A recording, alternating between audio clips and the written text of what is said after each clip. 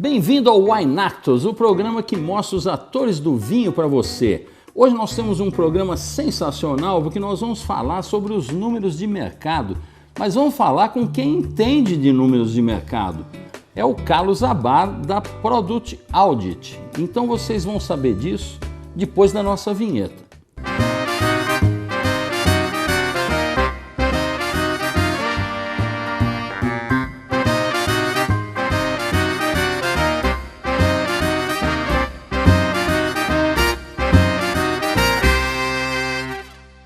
Carlos Abar, obrigado aqui por aceitar o convite aí na sua agenda que deve ser bastante atribulada. Não, para vocês sempre, imagina.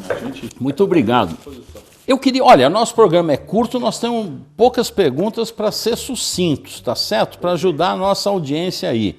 A minha primeira pergunta é o seguinte: quantos anos tem a empresa que começou com seu pai? Hoje você está lá carregando o piano junto com ele. O lado mais pesado está com você ou está com ele? Está com ele. Sempre. Ele que não toma vinho aqui, né? Quantos anos tem a Product Audit? A PA tem 30 anos já. 30 anos na PA, é? Vai ser 30 anos de... E é bebidas como um todo, não é só vinho. Tem o mercado destilado que eu acredito que seja bem maior que o do vinho, né? É, o mercado que a gente chama de wine spirits. Então Tá. a gente mensura desde tequila, vodka, gin, espumante, champanhe, que a gente chama de tudo, inclusive o vinho, em toda a América Latina. Então a gente mensura desde o México até o Uruguai. Então, Que bacana. Fez isso há muitos e muitos anos atrás, ele começou aqui no Brasil e foi ampliando para toda a América Latina. Ele foi pioneiro nesse fornecimento de dados, né? Esse fornecimento de dados, ele foi, acho que, a primeira pessoa que entendeu o que seria um mercado total de um produto. Que legal. E ele inventou uma metodologia chamada Market Front View. Ah, é? Vai acontecer com o mercado Bárbaro. daqui a algum tempo. Bárbaro. É uma coisa que hoje, inclusive, a gente registrou. É uma marca registrada da empresa. Ah, legal. Olha, é importante você saber que os números que a gente fala a respeito de venda de vinho não são números de venda de vinho, é número que está abastecendo o mercado de vinho. Ou seja, eles somam o que foi importado de vinho e se abastecem também do vinho brasileiro, do que foi produzido de vinho e foi para algum mercado, ou para um distribuidor, para um supermercado. Venda no Brasil, só quem sabe é o governo e não dá esse dado para a gente, não é verdade? Não dá, por Uma pena complexo, isso, né? uma pena. Não Mas me pode, conta o seguinte, o que interessa aqui para a gente, falaram tanto que o vinho cresceu na pandemia. O vinho realmente cresceu na pandemia, nesses últimos 2 anos, aí 1 ano e meio? Bom, o vinho realmente cresceu. Não vamos falar que não cresceu. O consumo de álcool cresceu na pandemia. Consumo de álcool de um modo geral. De modo geral, cresceu na pandemia. O brasileiro está consumindo mais álcool na pandemia. Tá. Dizem, tem alguns clientes nossos que falam, porque é a droga é lícita do momento. E é verdade, o pessoal fica em casa, quer beber alguma Claro, coisa. claro. Então houve esse aumento de consumo total de álcool. Não, e beber em casa, desculpa te interromper, eu acho que beber em casa também favorece, porque o cara não tem que dirigir para voltar, ele já está lá. Então, se ele beber um pouco a mais, ele fica mais à vontade também, né? Você não acha? Com a lei seca, etc., né? Realmente acho que houve um problema na questão da lei seca, que parou um pouco, né? No Brasil é zero, né? Álcool zero, né? Em alguns países você já pode tomar uma taça ou uma latinha de cerveja, não tem problema. Que seria o mais sensato, né? A gente acredita que seria muito mais sensato, mas com essa questão do álcool zero realmente foi complicado. Mas o álcool zero é uma questão mais de consumo, como posso dizer, um consumo não habitual. Tá. Então, por exemplo, o que acontece? O cara normalmente não toma o vinho no almoço. Tá. Então, com isso, com o vinho, A falta desse hábito, o que acontece? Realmente houve uma queda de consumo. Então, por exemplo, no México, na Colômbia, Interessante, países, né? Como chama andinos, todo mundo consome no almoço. E no brasileiro não. É estranho isso. Aliás, eu vou te dizer, o meu grande desafio, eu sou até um chato com isso, eu estou sempre falando uma taça por refeição. Porque o vinho é um complemento alimentar e é um alimento muito saudável. O vinho é um alimento funcional, porque traz benefício à saúde. E o dia que o brasileiro adquirir esse hábito, sai de baixo, porque o potencial é para 10 vezes o que se consome hoje, não é verdade? É verdade, o potencial é gigante. Agora, Carlos, eu gosto sempre de avaliar o mercado do vinho considerando um ano fechado. Na minha cabeça, tem sempre o ano de janeiro a dezembro. É o que eu costumo fazer.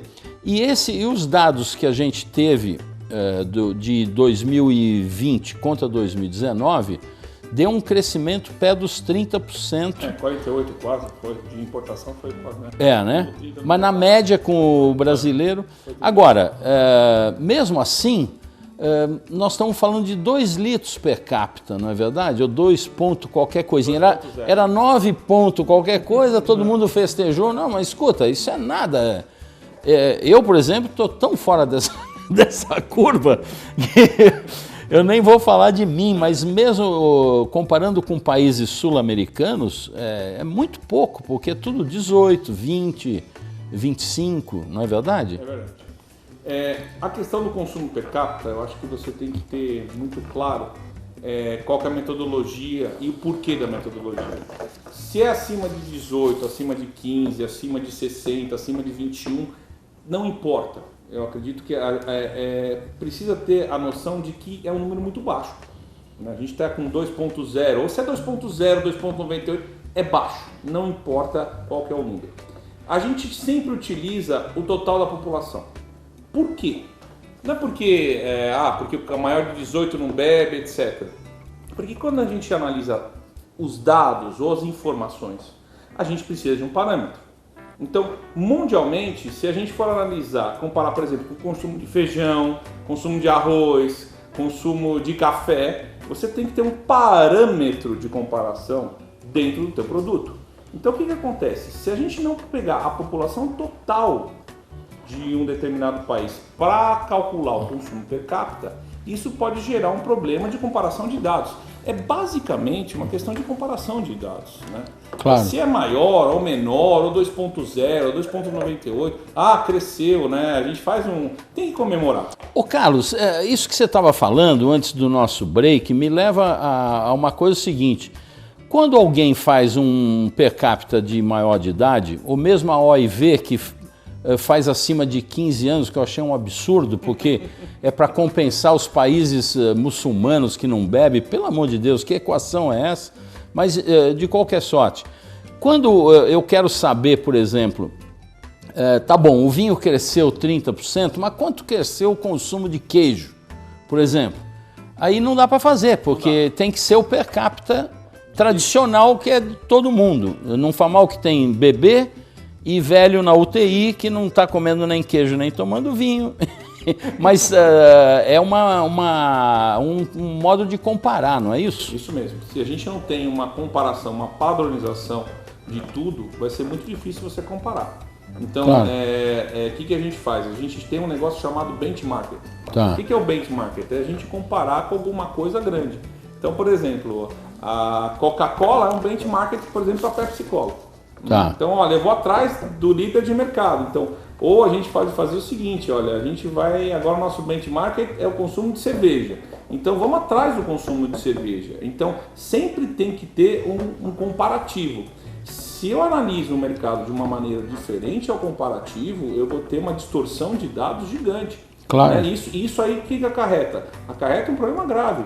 Porque as empresas e as pessoas tomam decisões em cima de quê? De informação. Claro. Se você não tem uma informação correta, né? Tá vindo muito vinho, ou tá crescendo absurdamente o mercado de importação. Moxa, tá vendendo muito vinho. Está vendendo muito vinho? Está. Mas não está vendendo dessa maneira que está. Assim. Bom, eu vou te dizer uma coisa. Eu passei, tive um trabalhão danado o ano passado, quando veio a notícia que o vinho tinha... Porque andaram fazendo uma comparativa no mercado absolutamente equivocado quando liberaram as importações que ficaram paradas por conta do início do Covid e de repente aquilo tudo, bom, agora então está liberado, então manda tudo. Pô, aí juntou 3 meses de coisa parada, porra, o mercado aqui vendendo a qualquer preço para pagar as contas, precisava trazer mais vinho. Bom, Aí divulgaram um boom de crescimento. Você não sabe o que eu recebi de perguntas do exterior, de jornalistas, colegas, cara da Espanha, cara da Itália, cara de Portugal, falando: Didu, o que está acontecendo no Brasil? Eu falei: está acontecendo o que a informação foi equivocada, é isso aí que está acontecendo, não houve esse boom. Houve uma adequação de abastecimento que foi mal avaliada. Agora você veja a repercussão que é isso, porque o brasileiro tem mania de ver o título e a foto e não ir atrás da informação. Muitos justificaram depois no texto, muitos jornalistas falaram: não, mas eu pus no texto. Não, mas ninguém leu o texto, pô, 90%, enfim, deu esse problema. Mas, Carlos, eu queria saber de você também, essas avaliações que eu não faço, não tenho hábito, deveria ter, o que vocês chamam de ano móvel. Ou seja, eu estou em agosto, eu compararia agosto até julho, agosto de 2021 até julho de 2020. Isso. E o mesmo período de 2020 com 2019. Isso é muito usual, isso tem sinalizadores. Me fala um pouco sobre esse ano móvel. Se você não compara um ano móvel com outro ano móvel, você tem problema de sazonalidade. Então, normalmente a importação de vinho no meio do ano ela é maior, principalmente por a questão do inverno. Como houve a Covid, a gente tem uma sazonalidade ainda maior, porque, como você comentou, vai 3 meses que está parada a mercadoria dentro do porto, vai nacionalizar, deu um boom. Nossa, na hora que eu comparar o boom aqui, eu não vou conseguir comparar com janeiro, deu um crescimento de 100%. Não tem lógica um número. Então o que a gente faz? Para amenizar isso, a sazonalidade, a gente sempre tem que comparar um ano inteiro com o ano inteiro. Então sempre são janelas móveis. Então o Movenir comparado com o Movenir dá uma tendência, não digo que é realmente consumo, dá uma tendência total daquele determinado mercado. Mas com a Covid, talvez essa janela móvel tenha que ser ainda mais longa. Talvez a gente tenha que comparar 18 ou 24, etc. Por quê? Porque a tendência de números estão tão malucas que a gente não tem container no porto, importa, a China está com problema.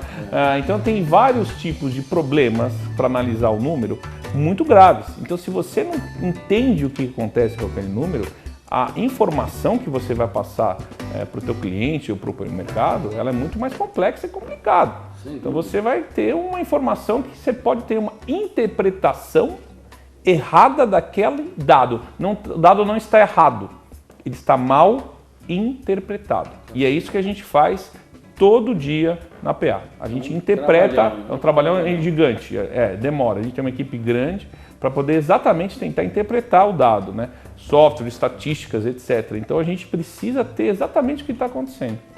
Acho que te respondi, né? Tua pergunta. Não confundiu nada, está muito claro para mim. Eu só queria, nós estamos já terminando, fazer 2 perguntas para você responder muito rápido. Vou responder. Porque nós temos 2 minutos.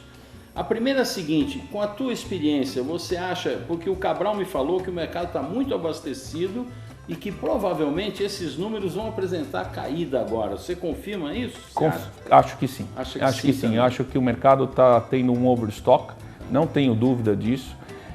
Mas que cresce, o mercado está crescendo, mas que vai ter um problema, principalmente nos vinhos mais baratos de overstock, eu não tenho dúvida que vai ocorrer. E para terminar, qual é o vinho que não pode faltar na sua adega, Carlos? Conta para mim. Qualquer vinho de sobremesa. Você gosta de vinho de sobremesa? Ou um Porto, ou um Jerez, ou um Late Harvest. Eu adoro vinho de sobremesa, adoro. Que bom. Meu amigo, muito obrigado. Obrigado, Didu. Saúde. Foi um prazer, viu? Muito obrigado por tudo e pela oportunidade. Eu que agradeço.